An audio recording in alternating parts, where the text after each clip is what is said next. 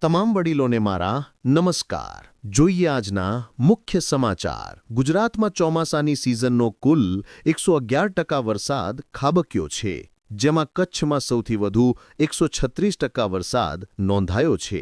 ત્યારે ચોમાસાની વિદાય સમયે સૌરાષ્ટ્ર અને દક્ષિણ ગુજરાત સહિતના વિસ્તારોમાં ભારે વરસાદ વરસી રહ્યો છે.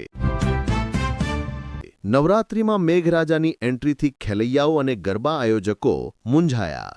સૌરાષ્ટ્ર અને દક્ષિણ ગુજરાત સહિતના વિસ્તારોમાં વરસાદી માહોલ છે, ત્યારે મેઘરાજા ખેલૈયાના રંગમાં ભંગ બની પ્રગટ્યા. જામનગર નજીક અલિયાબાડા ગામમાં રહેતા એક યુવાન પર રેતીના લે વેચના ધંધાના મનઃદુખના કારણે છરી વડે હુમલો, 6 સામે ફરિયાદ. અમરેલી એરપોર્ટ પર આજે એક ગંભીર દુર્ઘટના થતાં રહી ગઈ, જ્યારે એક મિની એરક્રાફ્ટ લેન્ડિંગ દરમિયાન રનવેની સાઇડમાં સરકી ગયું હતું. ગુજરાતમાં છેલ્લા 24 કલાક દરમિયાન 232 તાલુકાઓમાં નોંધપાત્ર વરસાદ નોંધાયો છે, જેમાં સૌથી વધુ વરસાદ ગીર સોમનાથના સૂત્રાપાડામાં 8.03 ઇંચ જેટલો પડ્યો. બોટાદ હાઇવે પર ગમખ્વાર અકસ્માત, ટ્રક પાછળ લક્ઝરી બસ ઘૂસતા 3ના મોત, 20થી વધુ ઇજાગ્રસ્ત. વિશ્વ હૃદય દિવસ. ગુજરાતમાં 57% પુરુષોને હૃદયની સમસ્યાથી પરેશાન, મોટાભાગે યુવાનોમાં પ્રમાણ વધ્યું. અમદાવાદમાં લાંભા પાસે આવેલા કમોડ ગામના રબારી પરિવારના વૃદ્ધ સાબરમતી નદીના કિનારે પશુઓ ચરાવતા હતા, તે દરમિયાન પાણીમાં ડૂબી વૃદ્ધ અને એક યુવકનું મોત.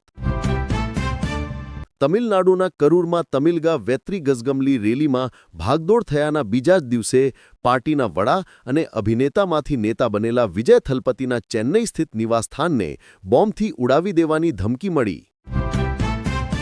ટીમ ઇન્ડિયાએ એશિયા કપ 2025ની ટાઇટલ મેચમાં પાકિસ્તાનને હરાવીને 9મી વખત ટ્રોફી જીતી.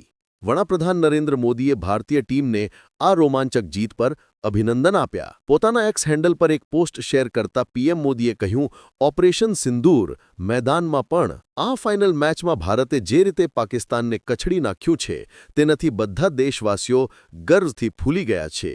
ભારતે ઓપરેશન સિંદૂર દરમિયાન બ્રહ્મોસ મિસાઇલથી પાકિસ્તાન પર હુમલો કર્યો હતો અને હવે અમારા ખેલાડીઓએ ક્રિકેટના મેદાન પર બેટ અને બોલથી તેમને હરાવ્યા છે. ઉત્તર પ્રદેશના બહરાઇચમાં 3 વર્ષથી ગેરકાયદે ચાલતા મદ્રેસા પર પ્રશાસન દ્વારા દરોડા પાડવામાં આવ્યા હતા. આ દરમિયાન મદ્રેસાના ટોયલેટમાંથી 40 જેટલી સગીરાઓ મળી આવી હતી, જેમની ઉંમર આશરે 9થી 14 વર્ષની છે. દિલ્હીની એક ખાનગી સંસ્થામાં 17 વિદ્યાર્થિનીઓનું શોષણ કરવાના આરોપી અને બની બેઠેલા સ્વામી ચૈતન્યાનંદ સરસ્વતીની દિલ્હી પોલીસે ધરપકડ કરી હતી. ઓનલાઇન સટ્ટાબાજી અને ગેમિંગ સાથે જોડાયેલા મની લોન્ડરિંગ કેસમાં અનેક રમતવીરો અને અભિનેતાઓ સામે કાર્યવાહી થવાની શક્યતા. સૂત્રોના જણાવ્યા અનુસાર ટૂંક સમયમાં ઈડી તેમની કરોડો રૂપિયાની સંપત્તિ ટાંચમાં લઈ શકે. શિવસેના સાંસદ સંજય રાઉતે મેચ લઈને પ્રતિક્રિયા આપી છે. તેમણે કહ્યું કે જે રીતે મહિલાઓનું સિંદૂર ઉજાડ્યું, એના જવાબમાં આપણે ઓપરેશન સિંદૂર ચલાવ્યો. તેમ છતાં આપણે એ દેશ સાથે ક્રિકેટ રમીએ છીએ, તો રાષ્ટ્રવાદ ક્યાં ગયો? આગળના સમાચાર પહેલા એક વિનંતી છે, જો હજી તમે અમારી ચેનલ સબસ્ક્રાઇબ નથી કરી તો કરી લેવા નમ્ર વિનંતી. યુક્રેન સાથે યુદ્ધ કરી રહેલા રશિયા પાસેથી ક્રૂડ ઓઇલ ન ખરીદવા અમેરિકા ભારત પર દબાણ કરી રહ્યું છે, ત્યારે રશિયાએ સ્પષ્ટ કહ્યું છે કે તેઓ ભારતની વિદેશ નીતિ અને રાષ્ટ્રીય હિતોને સંપૂર્ણ સ્વીકારે છે અને ભારત રશિયાના સંબંધો વચ્ચે કોઈ ત્રીજા દેશના દબાણને નહીં આવવા દે. જમ્મુ કાશ્મીરના કુપવાડામાં 2 આતંકી ઠાર, સુરક્ષા દળોએ ઘૂસણખોરીના પ્રયાસને નિષ્ફળ બનાવ્યો. વડોદરા દિલ્હી એક્સપ્રેસ હાઇવે ઉપર વહેલી સવારે એક ટ્રકની સાથે કાર અથડાતા કારમાં સવાર અમદાવાદના યુવાનનું મોત નીપજ્યું. અમરેલીના ધારીનો ખોડિયાર ડેમ ઓવરફ્લો થતા તેના દરવાજા ખોલવામાં આવ્યા છે, જેના કારણે સૌથી મોટી શેત્રુંજી નદી 2 કાંઠે વહેતી થઈ છે. સોનમ વાંગચુકની ગેરકાયદે પ્રવૃત્તિઓ હેઠળ થયેલી ધરપકડને લઈને રાજકારણ ગરમાયું. લોકસભામાં વિપક્ષના નેતા રાહુલ ગાંધીએ ભાજપ સરકાર પર આકરા પ્રહાર કરીને હિંસા માટે ભાજપ આરએસએસને જવાબદાર ઠેરાવ્યા. દિલ્હીમાં શાળાઓ, કોલેજો અને એરપોર્ટ સહિત અનેક જાહેર સ્થળોને ઈમેલ દ્વારા બોમ્બ ઉડાવી દેવાની ધમકીઓ મળી.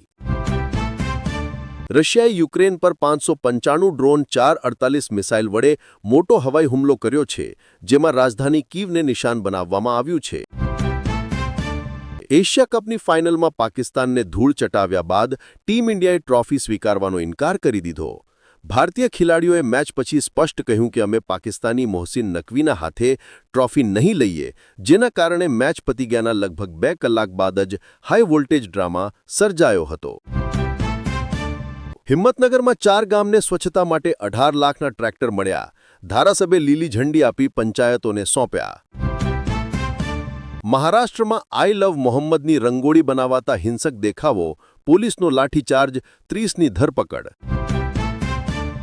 જામનગર જિલ્લાના કાલાવડ તાલુકાના નાના વડાળા ગામમાં આવેલી 2 ખેડૂત ભાઈઓની ખેતીની જમીન કે જેના વેચાણ દસ્તાવેજ કર્યા બાદ તે જમીનની રકમ પૈકીની 1,35,00,000ની રકમ ખેડૂત ભાઈઓને નહીં આપી વિશ્વાસઘાત અને છેતરપિંડી કરવા અંગે જેતપુર અને રાજકોટના 2 શખ્સો સામે પોલીસ ફરિયાદ નોંધાવી.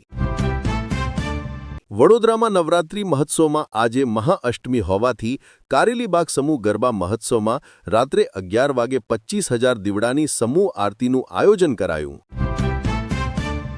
આજના મહત્વના સમાચાર અહીં પૂરા થાય છે. વડીલો, તમને અમારા સમાચાર કેવા લાગ્યા એ જરૂર જણાવજો. જો તમે દરરોજ સમાચાર સાંભળવા માંગતા હોય તો અમારી ચેનલ વિશ્વદર્શનને લાઇક કરો, શેર કરો અને સબસ્ક્રાઇબ જરૂર કરજો. મળીએ કાલે નવા સમાચાર સાથે. ધન્યવાદ. જય હિન્દ.